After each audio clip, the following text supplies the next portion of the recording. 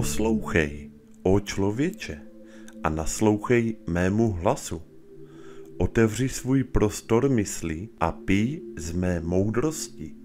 Temná je cesta života, kterou cestuješ. Mnoho je jam, které ti leží v cestě. Vždy se snaž dosáhnout větší moudrosti. Dospěj k tomu a bude to světlem na tvé cestě.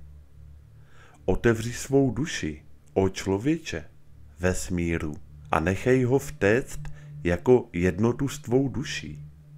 Světlo je věčné a temnota je prchavá. Vždy hledej, ó člověče, světlo.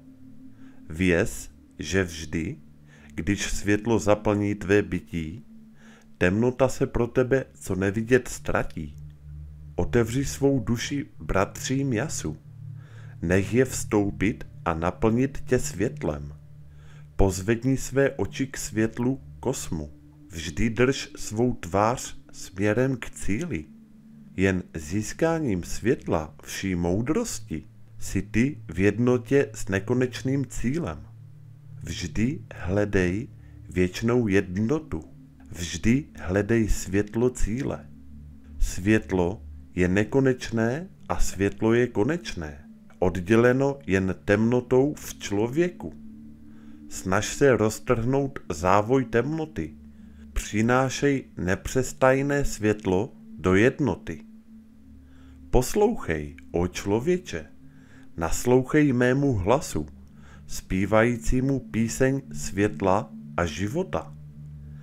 Ve všech vesmírech světlo převládá, zahrnuje všechno s jeho transparenty plamene.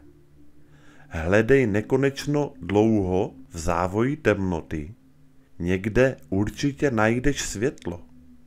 Ukryto a ponořeno, ztracené lidskému poznání, hluboko v ohraničeném existuje nekonečno.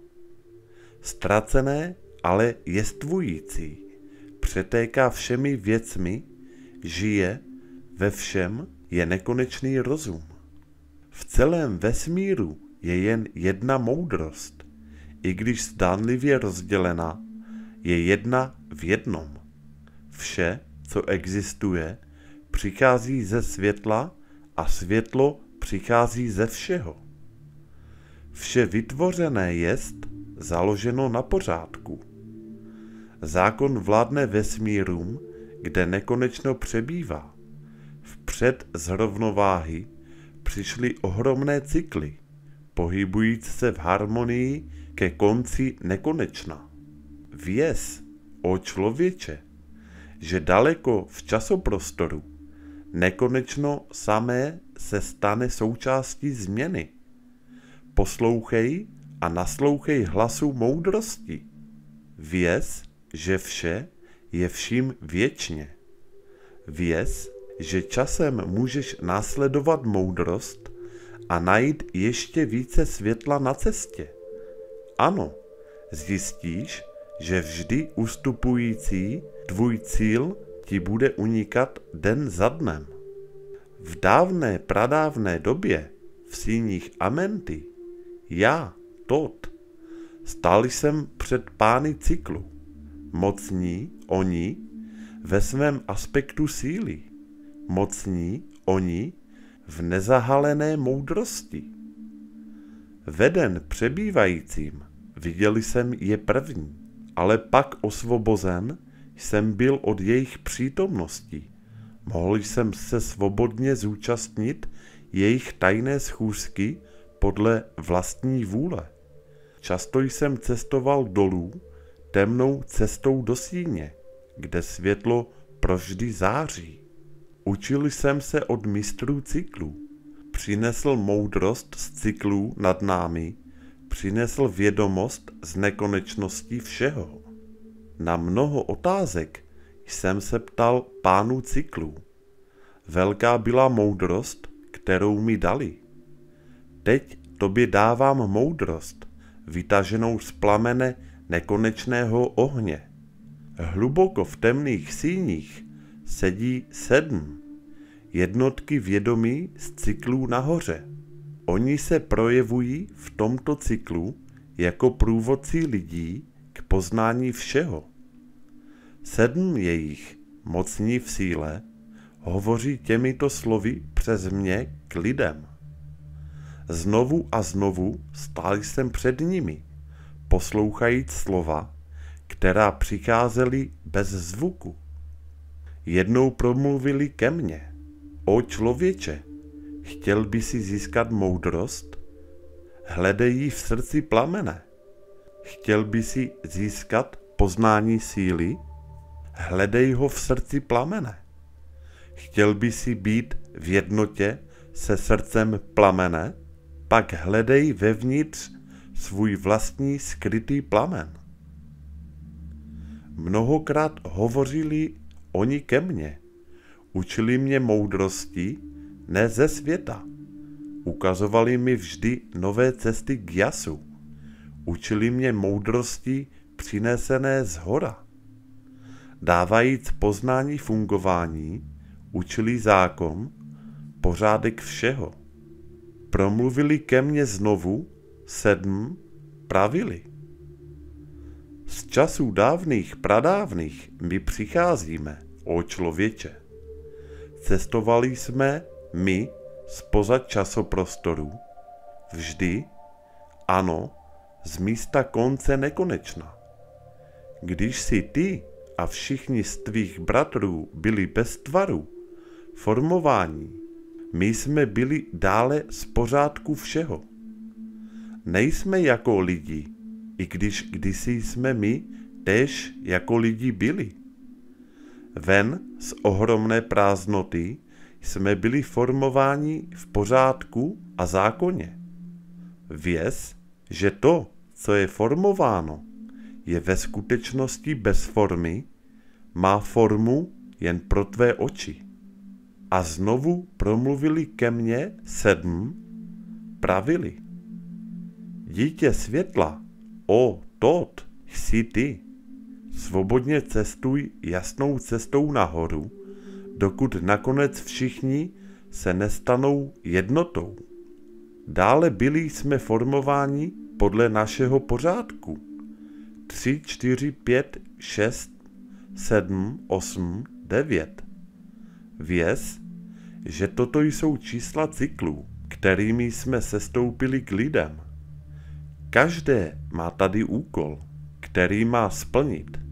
Každé má tady sílu, kterou má ovládat.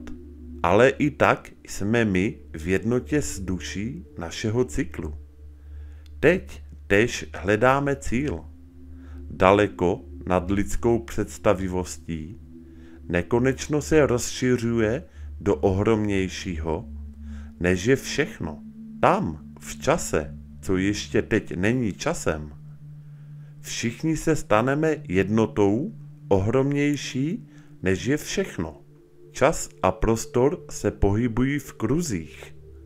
Poznej jejich zákon a ty též budeš svobodný. Vždy se budeš svobodně pohybovat přes cykly.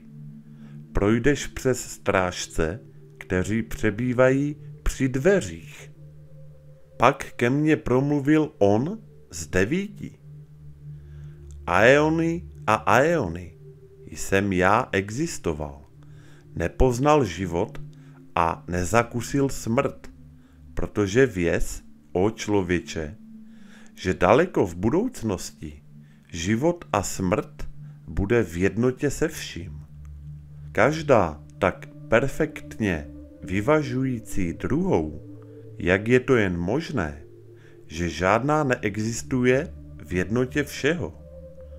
V člověku tohoto cyklu životní síla je neskrocená, ale život v jeho vývinu stává se jedním se vším.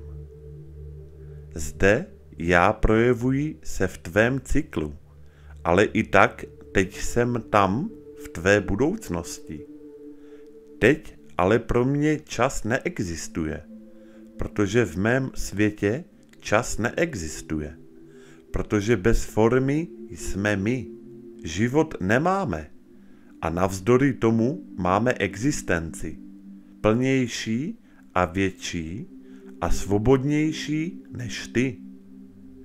Člověk je plamen připoután k hoře, ale my v našem cyklu vždy budeme svobodní. Věz, o člověče, že jestli postoupíš do cyklů, které se prodlužují nahoře, život sám odejde do temnoty a jen esence duše zůstane. Poté ke mně promluvil pán osmičky. Vše, co víš, je jen část z malého. Doteď jste se nedotýkali velkého. Daleko v prostoru, kde nejvyšší světlo vládne, přišel jsem do světla. Formovaný jsem byl též, ale ne jako vy. Tělo ze světla byla má beztvará, vyformovaná podoba. Neznám život a neznám smrt. Navzdory tomu jsem mistrem všeho, co existuje. Snaž se najít cestu přes bariéry. Cestuj cestou, která vede ke světlu. Promluvila ke mně opět devítka. Snaž se najít cestu k věčnosti. Není to možné vyrůst k nadvědomí, protože když dva se stanou jedním a jedno se stane vším, věz, že bariéry se zvedly a ty jsi osvobozen od cesty. Ty máš vyrůst z formy do beztvarosti. Osvobozen můžeš být od cesty. Takto celé věky jsem poslouchal. Učil se cestě ke všemu. Teď pozdvihl jsem své myšlenky ke všem věcem. Učte se a poslouchejte, když volá. O světlo, vše pronikající, jedno se vším a vše s jedním, prouď ke mně kanálem. Vstup tak, aby jsem mohl být svobodný. Sjednoť mě se všemi dušemi, zářit z temnoty noci. Nech mě být osvobozeným od všech časoprostorů, volným od závoje tmy. Já, dítě světla, přikazuji, buď osvobozen od temnoty. Beztvarý jsem já pro světlo duše, beztvarý, navzdory tomu zářící světlem. Vím, pouta temnoty musí se rozbít a padnout před světlem.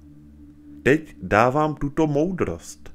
Svobodný můžeš být, o člověče. Žít ve světlu a v jasu. Neodvracej svou tvář od světla. Tvá duše přebývá v říši jasu. Jsi dítě světla. Obrať své myšlenky dovnitř, ne navenek. Najdi ty světlo duše vevnitř. Věz, že jsi mistr. Všechno ostatní je přineseno zevnitř. Vyrůstej do říši jasu. Udržuj své myšlenky na světlo. Věz, že jsi v jednotě s vesmírem, plamen a dítě světla. Teď dávám ti varování. Nedovol své myšlence odvrátit se pryč. Věz, že jas přetéká tvým tělem opravdu. Neobracej se k tmavému jasu, který pochází od bratrů temnoty, ale drž své oči vždy zdvižený a svou duši sladěnou se světlem. Vezmi tuto moudrost a opatruj ji. Poslouchej můj hlas a poslechni ho. Následuj cestu k jasu a budeš v jednotě s cestou.